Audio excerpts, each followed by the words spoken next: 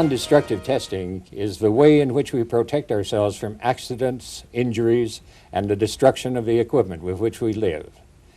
These tests are non-destructive, meaning they do no damage, and they reveal the defects and the possible causes of premature failure that might occur with almost any type of equipment or environment in which man lives. I'm Chuck Hellier, and I'm talking to Dr. Robert McMaster about one of our favorite subjects, non-destructive testing. The technology of non-destructive testing is very unique in that, contrary to what many people believe, we are in fact involved with safety and the saving of human lives. And it's unfortunate that many people do not really know about this technology and the benefits to each one of us as individuals. The purpose of this series is to acquaint you with non-destructive testing and the benefits that we can all realize from their effective uses. And in fact, Bob, I always appreciated the way you sort of tied in the human body and the different senses of the human body with the various non-destructive test methods that we commonly use today to examine materials for imperfections and for different conditions. Well, I certainly believe that that's important. And in fact, we humans are walking non-destructive testing machines. We use our eyes to see the hazards that are visible. And if it were dark, we'd use our ears to hear the sounds of approaching automobiles or anything else that's moving. And if we were blind, we could still feel our way. And there are other protections. A glass of what looks like water might be actually a dangerous acid. A little taste will very quickly let us know about that. And anything that smells bad may not be attractive to the human being. So the human being's whole intelligence is built upon the information that's gathered by the non-destructive tests that nature has built into us and our bodies and our minds. Yes, in fact, I am just amazed at the number of non-destructive tests that we as humans perform day in and day out, and we just don't recognize them as non-destructive tests. For example, you mentioned the eye. We can look at an object and simply by analyzing its shape, its size, its color, its movement, and so on, we can make a determination. We can make judgments and decisions based on strictly what our eye sees. And that in itself is a non-destructive test. And a vital one. In fact, man got by through centuries past by virtue of the fact that artisans and people who made things used their eyes constantly to look at what they were doing, and often felt, as a sculptor might feel, the artwork he's producing.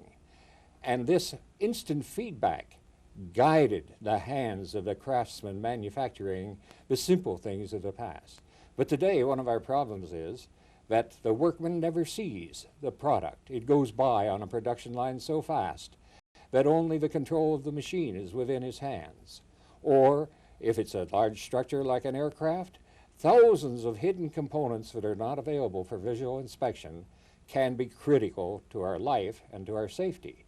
So, vision alone, or touch alone, or human senses alone cannot be sufficient to guarantee safety under all conditions. And I guess that's really why the technology of non-destructive testing has been so successful, and the major reason why it's one of the fastest growing technologies in the world today. We can, by some of these rather simple methods that we use, actually look inside of the structures for discontinuities, for imperfections that are so small that it just boggles the mind. That's true. And in fact, they are so small that in some cases with semiconductors, I've had to look for an individual atom out of place, because on the transistor or your electronic devices, one atom out of place can cause a malfunction of your computer. But even more important than this is safety of all the human beings. One of the most striking examples is aircraft and flying. The early aircraft did not last long, and as a general rule, people found that accidents were sufficiently frequent that most ordinary people were frightened of flying in aircraft. Yet step by step, as each new plane, each new material, each new design came along, we often had a first failure, sometimes two failures, but hardly more than that at any time, because people in the field of non-destructive testing with the airlines, with the manufacturers, with the government agencies, followed down to find the true cause, and once we knew the cause, we corrected it. The result, today, you're safer in an airplane than you are on an automobile, walking on the street, or even taking a bath at home. It's really, in a way, somewhat unfortunate that we have to tell people that the reason why non-destructive testing has been so successful and why it has grown at such a unique growth rate can really be related to the fact that there have been catastrophic failures, that there have been buildings collapsing, bridges falling, submarines sinking. And it's too bad that these failures, that these catastrophic losses of life had to occur in order to initiate the momentum to develop some of these methods that are now used for the very purpose of preventing such similar catastrophic failures in the future. Right. And in fact, for those who work in the field of non-destructive testing, it is a profession, just like medicine, like surgery, with this difference. The doctor helps you after you become sick, or the surgeon repairs the injuries that you've received. Non-destructive testing prevents the accident or the condition which might lead to your being injured or killed. Prevention is worth a great deal of cure in most of these applications, and most of us would far rather be saved from the accident than to be sent to an excellent hospital and repaired as well as possible after we have suffered such an accident. Yeah, that's very true, Bob. And when I think about non-destructive testing in my travels, I'm amazed at the number of people that have never heard about us, us NDT practitioners, so to speak. And whether people realize it or not, and this is something I like to tell them, they are in fact non-destructive testing instruments, as you mentioned it, and day in and day out, we as human beings actually perform non-destructive testing. You have at times told me about the coin vending machines and how that in fact is a non-destructive test that we are actually involved with. We're actually engaging in every time we put a coin in one of these vending machines. Well, that's true. Let's take a look at a coin vending slug rejector, as it's called. This peculiar instrument is inside every vending machine, and it explores not only the quality of your money, but also your character. When we drop a coin in, you may hear it go click, click, and click, click. And with each of the different sizes and types of coins, different combinations of clicking occur. And the coins in general come out the bottom, except when you have a bad one, and you may have to push the coin reject mechanism to bring it out. But what does this device do? When the coin enters, it measures its diameter and its thickness, makes sure it's round and will roll. If it's too thin, too fat, too large in diameter, it's rejected. Secondly, it is weighed by a little underweight pendulum device. If it's made of steel or a heavy metal, it will be rejected. If it's made of aluminum, it will be rejected. Thirdly, it rolls down an inclined ramp past a magnet. If it's ferromagnetic, it'll stick to it, and you must remove it with the coin reject device. You can tell the difference between a Canadian nickel and an American nickel as it goes by. And when the Canadian nickels are worth more than American nickels, we accept them in the United States. When the American nickel is worth more, they accept them in Canada. And this also, as the coin goes by, induces a flow of electricity, and if there were any radial cracks in the coin, it would be rejected. Finally, that louder bang when it goes down, click, click, bang, click, is the coin having rolled down this path, having been slowed down by losing energy passing the magnet, bounces off a hardened anvil. If the coin is made of soft material like lead, it will not bounce. If it's made of proper materials, it will bounce right through the barriers, come out the bottom, and you get your Coca-Cola or whatever it is you seek from the vending machine with no difficulty. You must use these a dozen times a day in the United States, billions of times a day. This test measures you and your character and your coins. Well, that is sort of a complex non-destructive test when you think of it. When we use that coin device, we just sort of take it for granted, like many of the other non-destructive tests that are performed, primarily as it relates to our safety. And of course, we're going to continue on now with a discussion of some of the more commonly used non-destructive test methods and how they can be used as beneficial ways of detecting weaknesses, flaws, discontinuities in materials, and with an emphasis on what these different methods can do and cannot do. And we'd like to start by discussing the simplest of all non-destructive tests, the one that's been with us since God created the earth, the visual examination, and then we'll continue on with an extension of the visual examination by showing you what the liquid penetrant examination method is and what magnetic particle tests are. And these basic methods are pretty much designed to examine the surface of the object being examined for discontinuities that are at, and in the case of magnetic particle inspection, sometimes just slightly below the surface. And then we'll continue on with some of those methods that can detect the imperfections that are under the surface, those methods that we refer to as volumetric test methods. I'm performing a visual examination on a piece of tubing that has known cracks that just happen to be too small for detection by the unaided eye.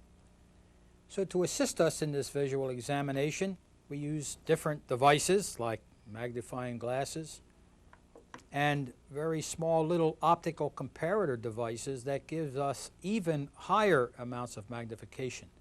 Again, in the anticipation that we'll be able to see those discontinuities that are at the surface.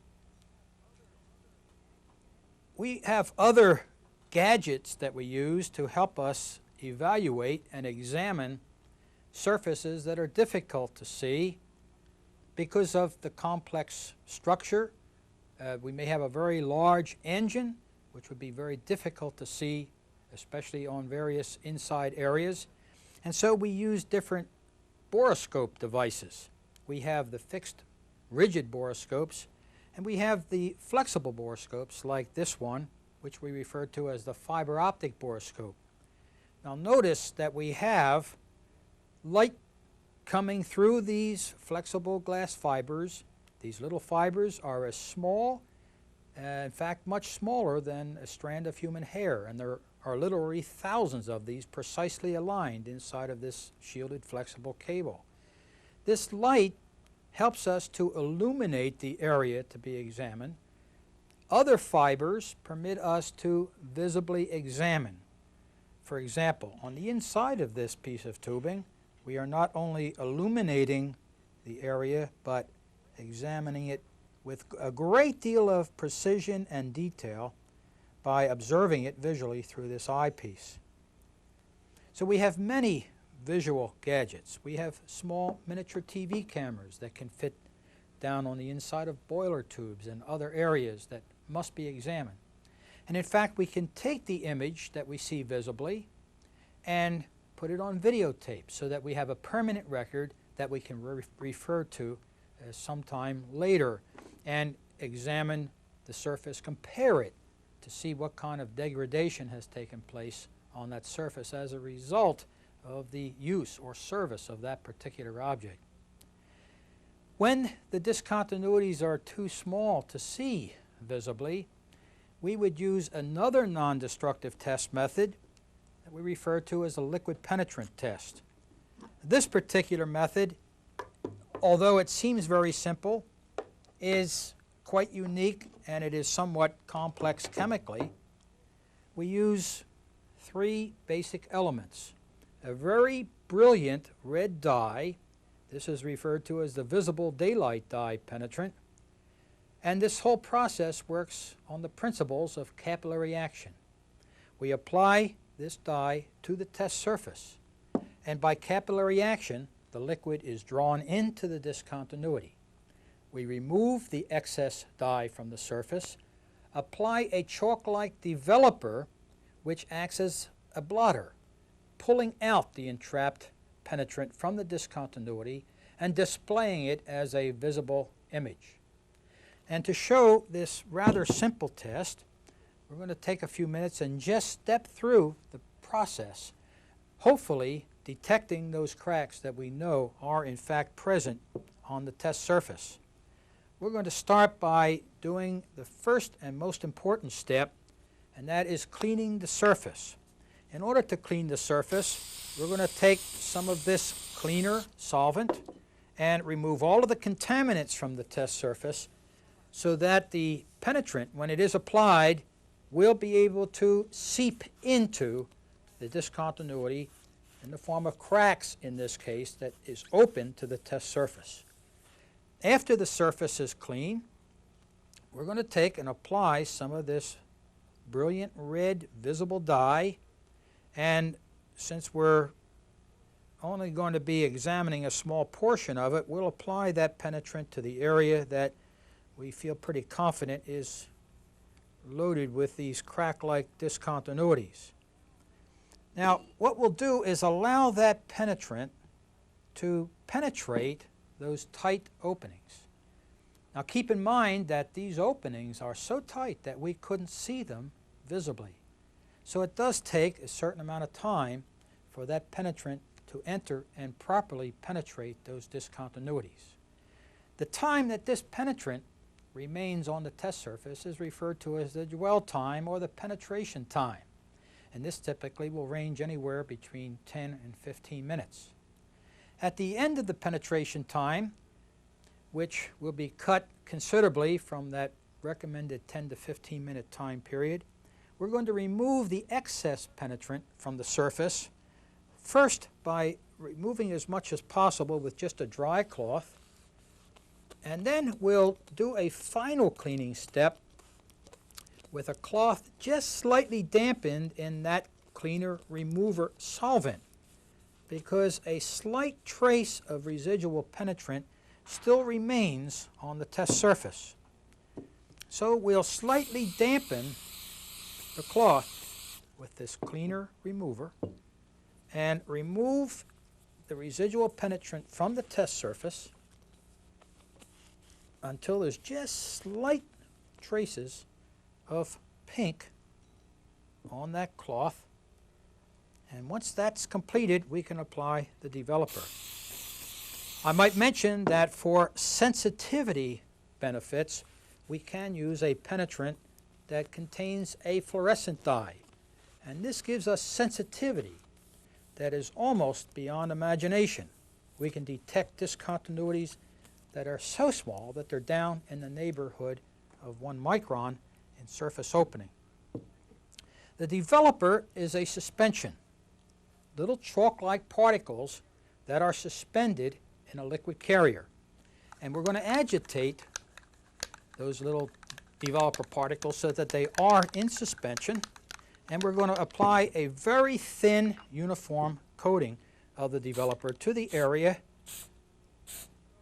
And in doing so, this developer acts as a blotter, again pulling the entrapped penetrant from the discontinuity out to the surface, giving us a brilliant red indication which lines up exactly where the individual crack conditions are. Now, there is a certain time element here once again, a time element that's required for that penetrant to bleed back out to the surface where the developer has been applied. And you can see these very fine red indications are actual bleed outs from the cracks that are present in this part. The next non-destructive test can be used for those materials that in fact can be magnetized. We refer to this method as the magnetic particle test. Any material that can be magnetized can be inspected in this fashion. We first of all magnetize the part, and for this demonstration we'll use something that we can all recognize, a simple wood chisel. And this chisel can be magnetized in several different ways. First, we can pass current through the part, or we can just place this chisel in an area where there is a very strong magnetic field. When we magnetize the part, we're actually creating a magnetic force in that part. Where there is a discontinuity, a crack, the flux lines, these invisible lines of force that we have with every magnetic field, actually causes a leakage field every area where there is a discontinuity. Now, by applying a very fine ferromagnetic particle to the test surface, it's almost dust-like in consistency. These very fine particles, which again are attracted by a magnetic field, will become attracted every location on the part that in fact has that flux leakage field associated with the discontinuity. So we actually magnetize the part, apply these small ferromagnetic particles, and then look for the particle buildup on the test surface, which indicates to us that there is a discontinuity. Now, this particular chisel has already been magnetized. If it had not been magnetized, I would simply take something like this AC yoke, which produces a very strong alternating current and therefore an alternating magnetic field in the part, and energizing it, you can hear the vibratory effect of the alternating current. This will set up a longitudinal magnetic field in the part, and any crack that is running at right angles to the direction of that field will produce that leakage field that will attract these very small particles. And I'm just applying these particles in a very fine dust-like manner, and every area where there is a discontinuity is indicated by the buildup and the presence of those particles. You can see them running across the surface of that chisel. Now, just as we had with the penetrant method, we can achieve much greater sensitivity or seeability by using a particle that has a fluorescent substance as a coating. And viewing that under a black light will cause a great degree of glowing, and in doing so create that tremendous contrast between the discontinuity and the test surface. And we do happen to have a fluorescent particle that is in the form of a suspension. The little particles coated with the fluorescent substances in this pressurized can. And again, in order to get those particles into suspension, we have to agitate. And then it's just a very simple matter of applying this prepared bath, this prepared suspension, to the test surface. And again, you must visualize those very small little fluorescent particles that are ferromagnetic in nature, all aligning themselves over the area where those discontinuities are.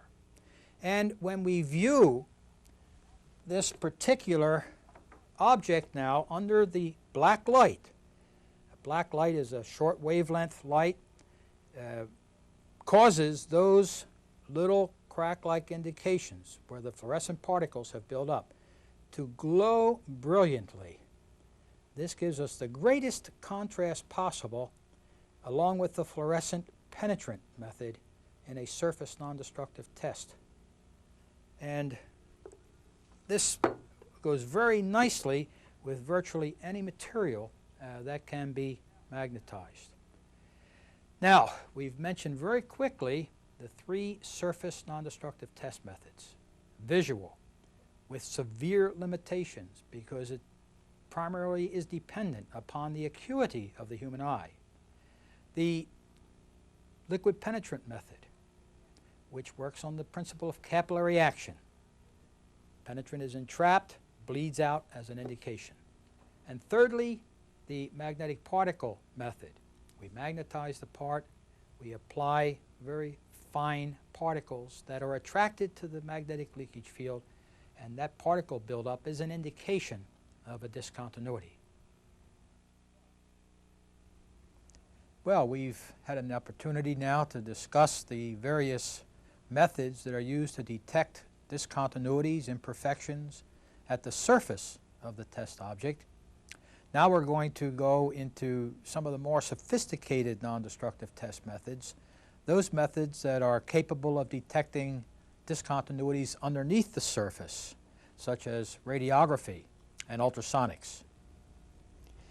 Radiography is simply an extension of the human eye, except that the light waves are much shorter and can go between the atoms of materials, and so consequently we might go through a considerable thickness of metal or other materials, or look at mechanisms.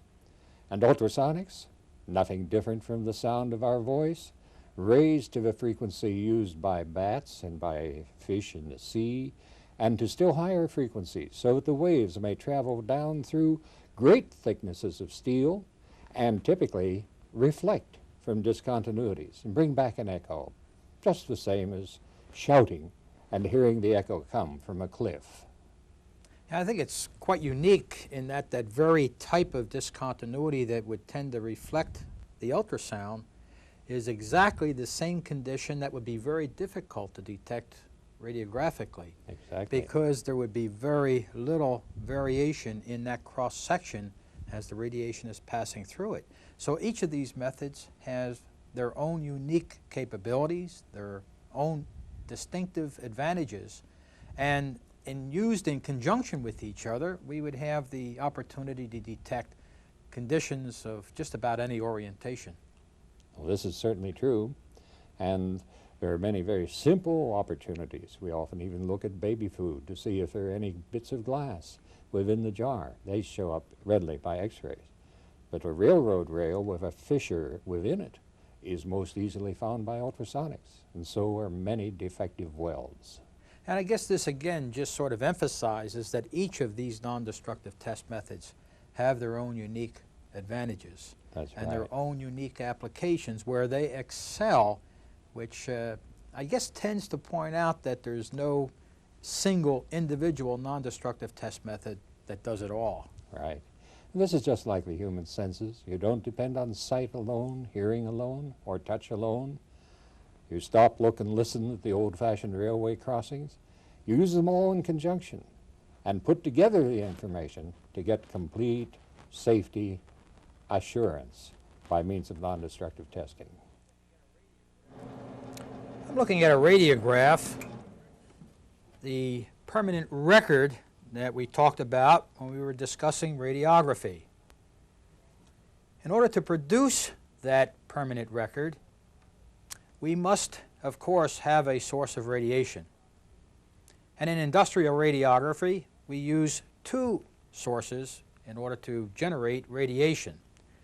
And by the way, this radiation that we use has some very unique characteristics. As Dr. McMaster mentioned, it's essentially the same as visible light, with one exception. Very, very short wavelength. And so when we have to examine a structure or a welded specimen like this that consists of a fairly dense material, it becomes rather easy to understand how very, very short wavelength energy can actually pass through this relatively dense material. This dense material, even though it appears dense to us, still consists primarily of space. Now, the entire radiographic process requires that we have the source of radiation, a specimen, and a piece of radiographic film. We normally will place the source of radiation over the object, the radiographic film on the opposite side, so that we are actually picking up and exposing that film with the radiation that passes through the object. We know that radiation is absorbed based on the density of the object through which it is passing. So if we have an object, a weld, that has a discontinuity, and that discontinuity is different from the standpoint of density than the object that we're examining, the amount of radiation that passes through that area of discontinuity then is a function of that density change. So when we end up with that radiographic image, we're actually evaluating it for variations in density as a result of the amount of exposure that, of course, is dependent upon the variations in the cross-section of that test object. And now that that basic principle is explained, I would like to mention that we get the source of radiation from either an X-ray tube. This X-ray tube actually creates two forms of energy, a great degree of heat, and a small amount of radiation passes out through this window. Now that X-radiation, again, is similar to visible light, except for the wavelength, and it behaves much like light does. The radiation, as it passes through the air, it loses its intensity slightly, passes through the specimen, exposes the film. We have X-ray devices today that range from very low energy to very high energy. And it's the energy of the X radiation or the gamma radiation that determines the thickness of the specimen that we can effectively penetrate and therefore effectively examine. The other source of radiation comes from a process that we refer to as disintegration. We have a radioactive isotope. We use a radioactive isotope called iridium-192, which will penetrate materials up to about 2.5 inches in thickness. That is, if that specimen is steel. And we have another radioactive isotope that we use, cobalt-60. We get much higher energy radiation from that particular source, which enables us to penetrate through up to 6 and 7 inches of steel. This particular device is a cutaway, a mock-up, so to speak, of an iridium-192 camera. With the X-rays, we had the ability of stopping the radiation by merely turning off the electrical supply to the tube. With radioactive isotopes, we have a disintegration process that is ongoing. The only way we can effectively stop the radiation from exposing us or the object is to safely shield that source of radiation. In the little stainless steel capsule in the very center of this radiation exposure device is a little pellet, normally, of iridium-192. Now, this little pellet typically is about 1/8 of an inch in diameter.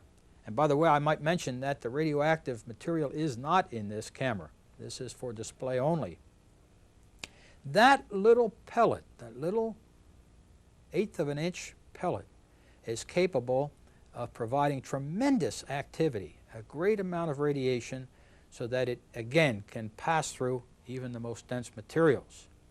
Now, while the source is safely shielded in the camera, we can safely handle the camera device and we can provide the necessary movements in order to set the specimen up, position the film, and so on. Once that is all done, we can unlock, and this is a safety feature of these cameras so that the source cannot move. We can unlock the source. We can go back to the crank device that actually pushes that source out through that source tube to the extended position where it is allowed to remain for the predetermined exposure time. At the end of that exposure time, it's cranked back into that safely shielded location inside the camera device. So we'll crank it out, take the exposure, at the end of the exposure, crank it back in. We must have sensitive devices that tell us that, in fact, radiation is or is not present. And once that device is back in the camera, we can again lock it so that it is again impossible to move. Now once the exposure has been completed, we want to take the radiographic film and process it in a manner similar to the way photographic film would be processed. After the radiographic film is processed, it's ready to be evaluated. For this, we use a source of high intensity illumination. And this is necessary to achieve adequate light transmission through this relatively dense photographic record. This radiograph, in addition to showing information so that the actual location of the discontinuity can be pinpointed, does show in the weld an area a little higher in density than the rest of the weld area, which indicates a discontinuity that in fact permitted that radiation to pass through with relative ease. Here we have a very light discontinuity, which tells us that more of the radiation was absorbed in that particular discontinuity. So by observing the density differences as well as the shape or configuration of the indication, we can interpret the exact nature of the discontinuity and, working to the codes and standards, determine whether or not these are acceptable or unacceptable conditions for this particular weld. Now remember that the major limitations of radiography included that problem of radiation hazard. But one of the major limitations has to do with the discontinuity orientation. Providing that discontinuity is pretty much parallel to the direction of radiation, we should be able to detect it readily with radiographic approaches. If in fact that discontinuity is tight or planar, running normal to the direction of radiation, it will be very difficult to detect it because of the small effect on that cross-section dimension it will have. And for this we can very nicely use the other volumetric method, ultrasonics. Recall that we use high-frequency sound for this examination. We use a very simple little device we refer to as an ultrasonic transducer. Voltage is applied to a little crystalline wafer in that device, and the electrical energy is converted to a mechanical sound pulse. And this sound travels at relatively high speeds through the specimen. Different materials will support sound velocities to different degrees. In materials like steel, the sound travels very fast, so that we have virtually an instantaneous non-destructive test that is volumetric in nature. And in order to simply explain the basic cathode ray tube display, I've taken a little plastic block with some holes in it, and I'm going to actually perform an ultrasonic examination on this device. The first step is that we must apply some liquid medium in order to couple the ultrasonic transducer to the test specimen. This is necessary because ultrasound at this very high frequency does not penetrate air. Air causes it to become attenuated almost instantaneously. So we must couple the ultrasonic transducer to the test specimen with this liquid medium. Now I'm going to position this little clear plastic block in front of the cathode ray tube display and place the transducer on this surface. Notice that we have two signals present on the cathode ray tube. The signal on the left represents the surface of the test specimen, and the other signal represents where the sound is actually reflecting from the opposite surface. Now, as I move the transducer along the test surface, it ultimately gets to a position over the large hole. Notice that the signal from that large hole happens to coincide with the position that is relative between the two signals of the surfaces on the cathode ray tube display. So we can tell very readily exactly how deep a discontinuity, how far under the surface a reflector is located by observing its relative position on the cathode ray tube display. As I move the transducer further up, there's another signal that appears. That signal happens to be coincidental with the distance under the surface to the smaller hole. So we can tell depth under the surface instantaneously. We can also tell by the amplitude of these signals roughly what the reflective size of the discontinuity is. So we can tell size and depth. We can apply these same principles to the examination of welds, where we would take a basic ultrasonic transducer and put it on a wedge of a specific angle and send the sound into the welded specimen through the base material in an angular fashion so that the sound actually passes through the entire weld zone. Discontinuities, again, that are normally acoustically different than the metal through which we're transmitting the sound, will reflect the sound back. We'll get a signal on the cathode ray tube that we analyze and make disposition. The basic principle of ultrasound can be applied to the measurement of material thickness. This is a typical ultrasonic digital thickness gauge. Operates on the same principle as the portable ultrasonic instrument that was just demonstrated. However, this does not have a cathode ray tube. The display is digital. And once this instrument is calibrated, simply by placing the transducer on the one surface of the test specimen, we can get very precise thickness readings. Observe here that the transducer is on a test block that is exactly 1 inch in thickness, and the digital display is indicating 1 inch. If we change to a different thickness, notice that the thickness is indicated. This is almost 3/4 of an inch, 1/2 inch, 1/4 inch, and so on. So with ultrasonics we have tremendous capabilities. We can get very precise thickness measurements. We can examine great volumes of material, tell the exact location of the discontinuity, the depth of the discontinuity, and so on.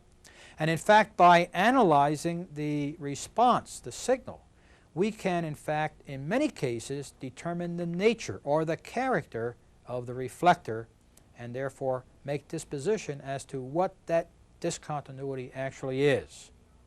So we have radiography showing us certain types of discontinuities, those conditions that would change the cross-section, and ultrasonics, which is a very rapid test, giving us response from those discontinuities that may be very difficult to detect radiographically.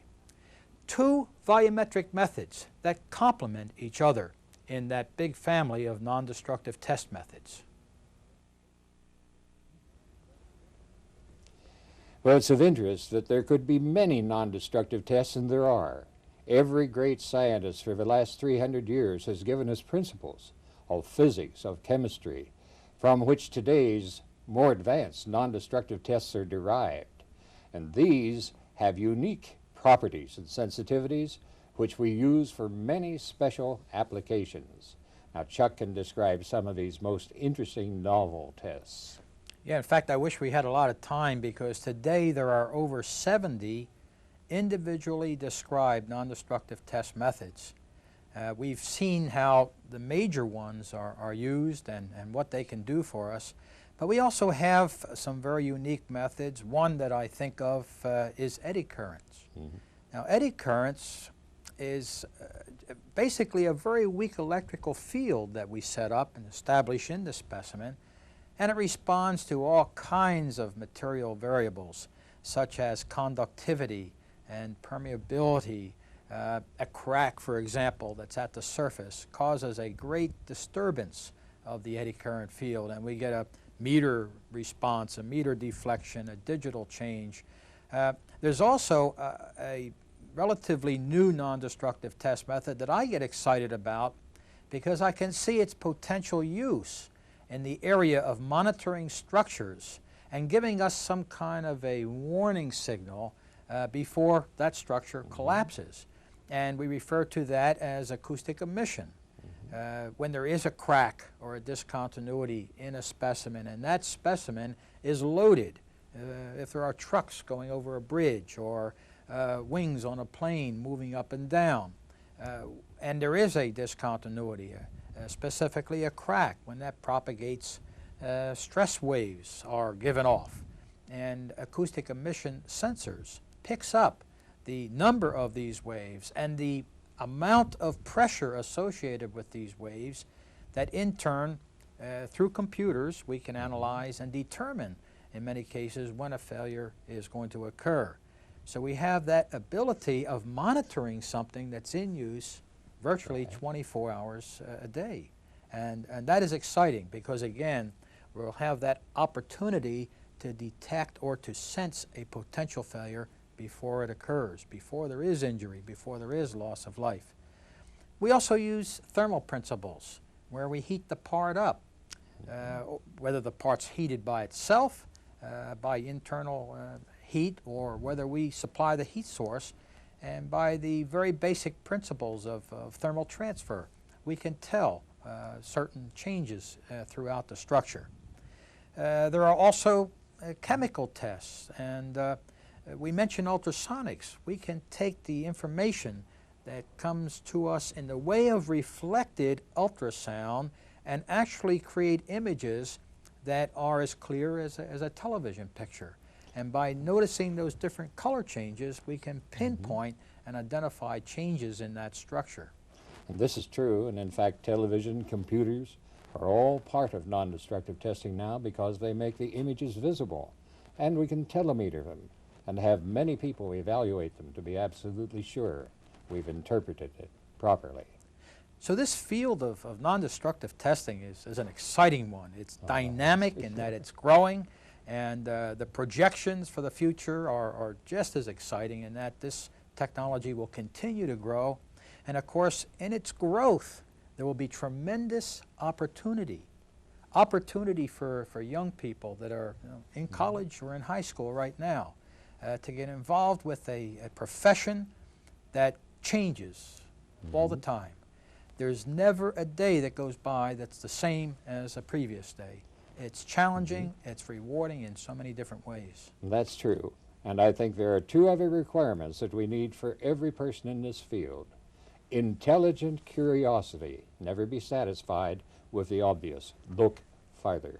And second, absolute personal integrity, never accept anything less than the truth, never report anything other than the truth, so that the safety of everyone is preserved.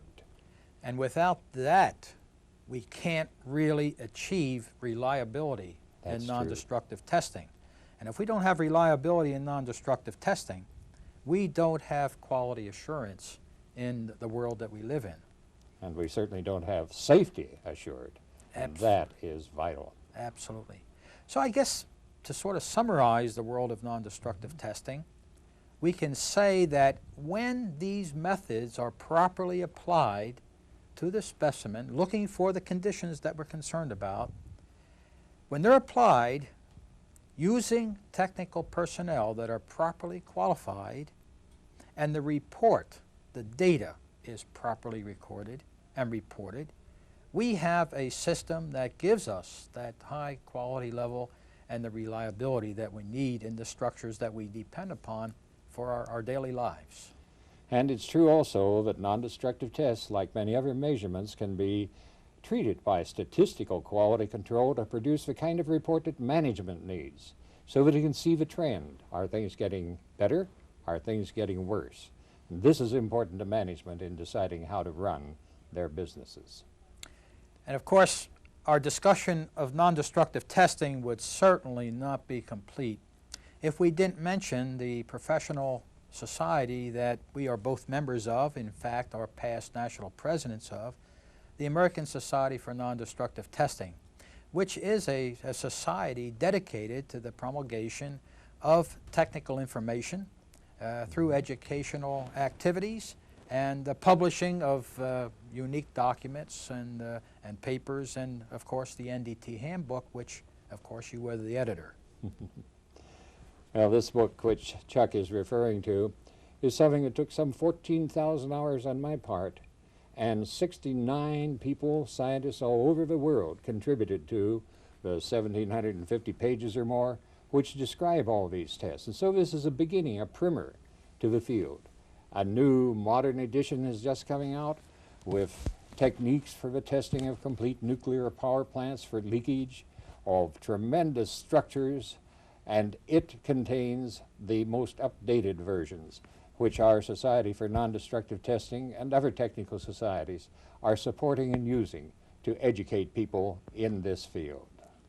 Now, in addition to the Nondestructive Testing Handbook, and of course a lot of the other publications that the American Society for Nondestructive Testing has been involved with, they are also very active in the area of education.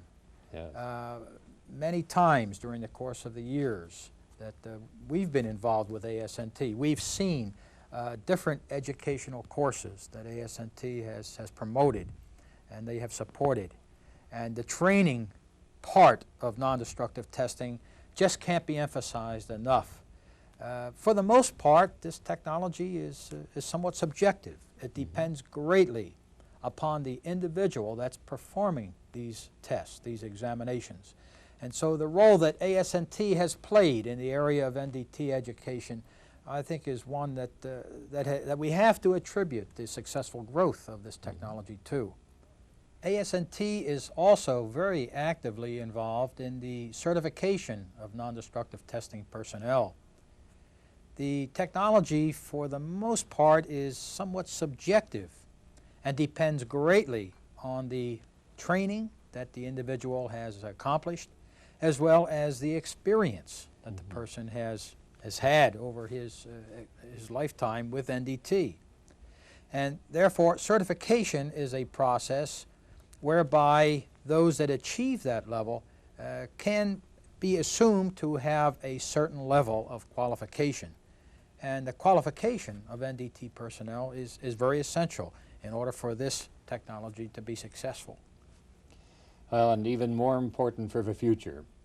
Although we have been teaching non-destructive testing at the Ohio State University, where I work, for the last third of a century, today we now have many of the large, great universities prepared to give courses all the way up to the doctorate degree, which include training in non-destructive testing.